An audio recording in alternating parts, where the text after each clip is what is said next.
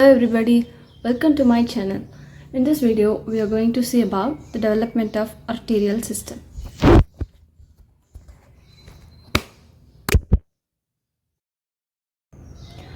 So, development of arterial system. For better understanding, I am dividing the topic into two. So, development of arterial system from pharyngeal arches.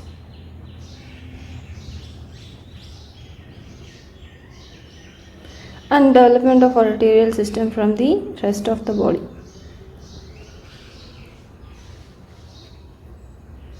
How the pharyngeal arches are formed. So consider this as the pharynx. So around that there are mesodermal cells like this. Around the pharynx there are mesodermal cells. What happens as the days pass by? The mesodermal cells starts proliferating around the pharynx and they are pushed forwards bilaterally, that is on the both sides they are pushed forwards like this. They keep on proliferating and bilaterally they are pushed forwards.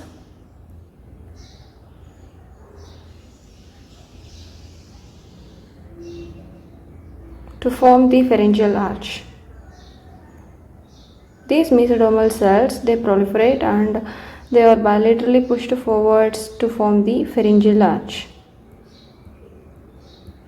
So you can see the pharyngeal arch is formed on both sides.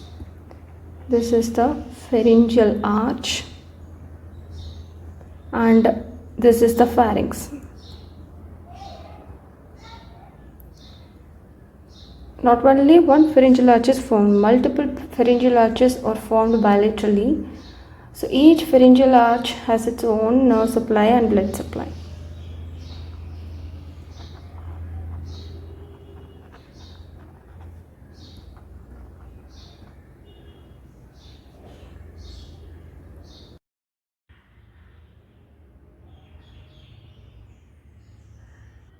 So consider this as the pharynx. So I already said the mesodermal cells proliferate and pushed forwards. The mesodermal cells are pushed forwards to form the pharyngeal arch.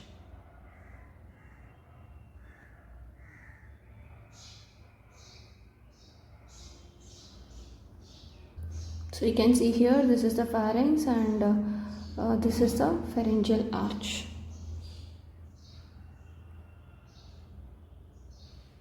Now I am going to demarcate the developing embryo.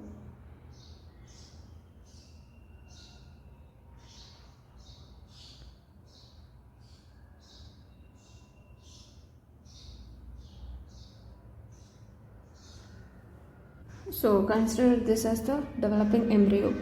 So on the back of the body there are dorsal aorta developing like this.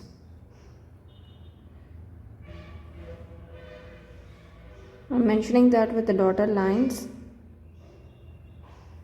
since the dorsal aorta are developing on the dorsal side. The name itself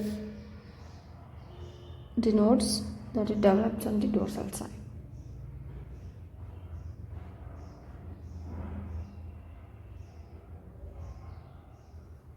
So on the neck region, the heart is developing. So in the development of the heart, there is both arterial side as well as venous side. In this diagram, I am mentioning only the arterial side. So on the arterial side, there is truncus arteriosus. So this is the truncus arteriosus, a sac-like structure, and the most distal part of the truncus arteriosus is the pharyngeal aortic sac. You can see here the developing heart and only the arterial side is mentioned in this diagram. So in the developing heart you can see the arterial side, that is the truncus arteriosus, a sac-like structure, and the distal part of the truncus arteriosus is called the pharyngeal aortic sac, and on the back of the body you can see the dorsal aorta developing.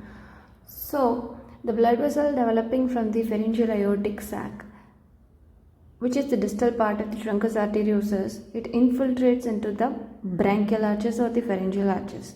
So they go back and fuse with the dorsal aorta.